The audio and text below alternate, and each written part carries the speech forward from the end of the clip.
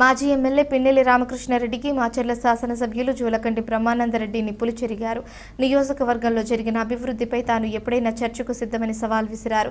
వరికి పుడిసెలపై అబద్ధపు హామీలిచ్చి 4 సార్లు నమ్మి గెలిపించిన ప్రజలను మోసం చేసిన దుర్మార్గుడు పిన్నెల్లి అని విమర్శించారు. 15 ఏళ్లుగా నువ్వు చేయలేని అభివృద్ధిని 15 నెలల కూటమి ప్రభుత్వంలో తాము చేసి చూపించామని వెల్లడించారు. పిచ్చి పేలాపనులు మాని చేసిన తప్పులకు చెంపలు వేసుకుని నువ్వు నీ తమ్ముడు రాజకీయ సన్యాసం తీసుకుంటే మంచిదని రామకృష్ణారెడ్డి వెంకటరామిరెడ్డిలపై ఆగ్రహం వ్యక్తం చేశారు. వరికి పూడిసెల నిర్మించుకుంటే రాజకీయాలు మానుకుంటానని తాను ఆ మాటపై కట్టుబడి ఉన్నానని ధీమా వ్యక్తం చేశారు. గ్రామంలో కాదు, టౌన్లో కానీ ఎక్కడైనా సరే మీ అరాచకాలు, మీ దోపిడీని ఎవరిని అడిగినా చెప్తుంది. మున్సిపాలిటీకి 3.5-7 కోట్ల రూపాయలతో మున్సిపాలిటీలని అభివృద్ధి చేస్తా ఉన్నాం. 13.5 కోట్ల రూపాయలు నువ్వు చేసిన అప్పు మున్సిపాలిటీ. నీ వెహికల్స్, నీ అనుచరుల వెహికల్స్, నీ తమ్ముడి వెహికల్స్, మీ మున్సిపల్ చైర్మన్ వెహికల్, డీజిల్ మొత్తం కూడా మున్సిపాలిటీ నుంచి డ్రా చేసిన దోపిడీదారులు మీరు. ఇప్పుడు మేము 24 కోట్ల రూపాయలతోటి ఎన్ఆర్జీఎస్ ఫండ్స్ తోటి సిమెంట్ రోడ్లు వేస్తున్నాం. డిఎంఎఫ్ ఫండ్లతోటి 16 కోట్ల రూపాయలతోటి మేము అభివృద్ధి పనులు చేస్తూ ఉన్నాం. ఒళ్ళు దగ్గర పెట్టుకోండి. రెచ్చగొట్టే కార్యక్రమాలు చేస్తే రెచ్చిపోతే మా కార్యకర్తలు మీరు ఎక్కడ ఉంటారో, అన్నదమ్ములు ఇద్దరు అడ్రస్ లేకుండా తెలంగాణలో ఉన్నారు. మళ్ళీ రాష్ట్రంలో నియోజకవర్గంలో కూడా అడుగు పెట్టలేరు. ఇదే విధంగా మీరు ప్రవర్తిస్తే, ఇదే కూతలు మీరు కూస్తే ఈ ప్రాంతంలో శాంతియుత వాతావరణాన్ని మేము కృషి చేద్దాం. గణేష్ బొమ్మల్ని ఈరోజు ఏ గణేష్ బొమ్మకి కూడా మేము అనుమతులు నిరాకరించలేదు. ఎక్కడా కూడా చాలా గ్రామాల్లో మా కేడరు మమ్మల్ని ఆ రోజు అనుమతించలేదన్న దేవుడు అందరికీ దేవుడు అని చెప్పేసి వాళ్ళకి సర్ది చెప్పి ఎక్కడా ఆపలేదు. రమ్మనండి గణేష్ బొమ్మలు అంటే తిరుమలలో రాజకీయం చేశారు. ఇప్పుడు గణేషుని నేను అడ్డం పెట్టుకుని, ఆ గణేషుడు కూడా నిన్ను కాపాడ్డావు నువ్వు చేసిన దౌర్జన్యాలకి, దోపిడీకి. గురించి నువ్వు ఎన్నిసార్లు మాట్లాడావు? పనుల పర్యవేక్షణకని వెళ్ళావే, ఎక్కడ పనుల పర్యవేక్షణ అయ్యి? ఒక జేసీబీతో ఒక గుంత తీసి ఫోటోలు దిగి వస్తారా? మాజీ నీటిపారుదల శాఖ మంత్రిని నువ్వు, సిగ్గుందా? పనులు పూర్తి చేసి 24,500 ఎకరాలు ఫస్ట్ ఫేజ్లో పూర్తి చేస్తాం. నెక్స్ట్ ఫేజ్ కూడా మా నాయకుడు అనుమతితో సాధిస్తాం. అంతేగాని ప్రజల్ని మోసం చేయటం, భుజాలు పిసికి కార్యకర్తల్ని మోసం చేయటం నా వల్ల ఏ పని కాదు. ఇంకా ప్రజలు నీ మాయలో, నీ భ్రమలో ఉన్నాయో. నీ విశ్వరూపం, నీ తమ్ముడి విశ్వరూపం ఈ ప్రజలందరూ కూడా చూశారు. ఇక నిన్ను చూడటానికి ఏం లేదు. నీ ఫుల్ బాడీ, మీ వంశం మొత్తం స్కాన్ అయిపోయింది ప్రజల మనసుకి. కాపీ పేస్ట్ గాళ్ళందరూ నాకు చెప్తే, నీతులు చెప్తే వినటానికి నేను సిద్ధంగా లేను. నీ కాపీ పేస్ట్ మాటలు వినటానికి ప్రజలు సిద్ధంగా. అదే చెప్పు ప్రజలకి. విద్య, వైద్యం, టూరిజం అన్నిటినీ సమన్వయం చేసుకుంటూ డెవలప్ చేసే కార్యక్రమాన్ని మేము చేస్తా ఉన్నాం. నీకు రుచించట్లా. ఈ ప్రజలు ఎప్పుడు ఇలానే ఉండాలి, బానిసల్లాగా. నీకు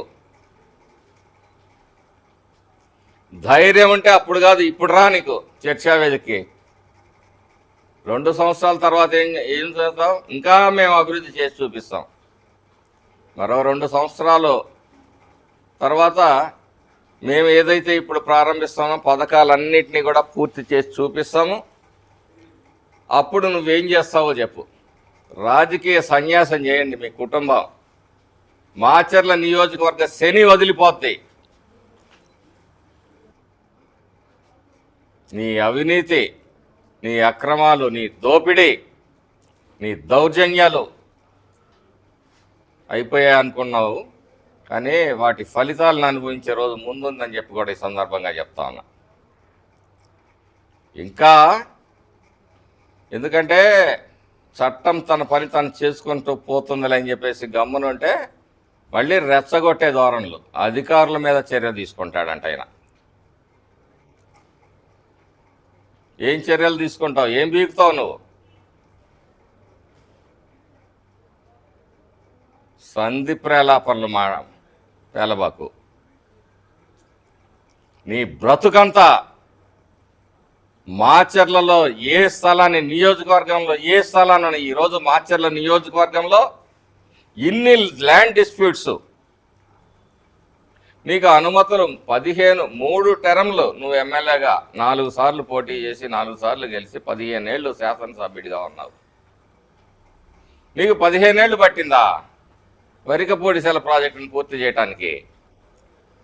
అయినా పూర్తి చేయలేకపోయావు కదా. లాస్ట్ టైం అన్నావు పూర్తి చేయకపోతే రాజకీయ సన్యాసం చేస్తానని. చెయ్యి, ఓడిపోతే సన్యాసం చేస్తానన్నావు. 1కి 10 విధ్వంసం చేస్తానంటున్నావు. ఎన్ని ఇబ్బందులు పడ్డా ఈరోజు నువ్వు ఎంత విధ్వంసం చేసినా మా కేడర్ని సమన్వయపరుచుకుంటూ సంయమనం పాటిస్తూ ఈరోజు ఉండబట్టి నువ్వు కాన్స్టిట్యున్సీలో అడుగు పెడతా ఉన్నావు. పిచ్చి ప్రలాపనలను నోరు మూసుకో. కాన్స్టిట్యున్సీలో కూడా అడుగు పెట్టలేవు పిచ్చి పిచ్చిగా మాట్లాడితే. 10 రెట్లు చేస్తావా? ఏది ధైర్యం ఉంటే ఇప్పుడు రా. అంటే ఎంతసేపు ఈ ప్రాంతాన్ని కల్లోలిత ప్రాంతం చేయాలి, ప్రజల మధ్య గొడవలు సృష్టించాల. ఆయన మీదంట అక్రమ కేసులు పెట్టారంట. కెమెరా సాక్షిగా పోలింగ్ బూత్లో నువ్వు ఈవీఎం ధ్వంసం చేసింది వాస్తవమా కాదా? ఈరోజు అంటాడు, నేను ఇంకా ఆయన ప్రసంగం పూర్తిగా వినలేదు, మా నాయకుడు చెప్పాడు కాబట్టి నేను చెప్పానంటాడు. అంటే ఈ కాపీ పేస్ట్ గాళ్ళు నా గురించి మాట్లాడే స్థితిలో ఉన్నాడు. ఈ ఉంగరాల బ్రదర్స్ ప్రతి షాపు ఓపెనింగ్కి వెళ్తే 2 ఉంగరాలు పెట్టాలి, అన్నకొకటి తమ్ముడికొకటి. ఈరోజు నేను చెప్తాను, నేను ఏదన్నా షాపు ఓపెనింగ్కి వెళ్తే నా జేబులోది 1000, 500 నా స్తోమతను బట్టి అక్కడ గల్లాపేటలో వేసి వస్తున్నా.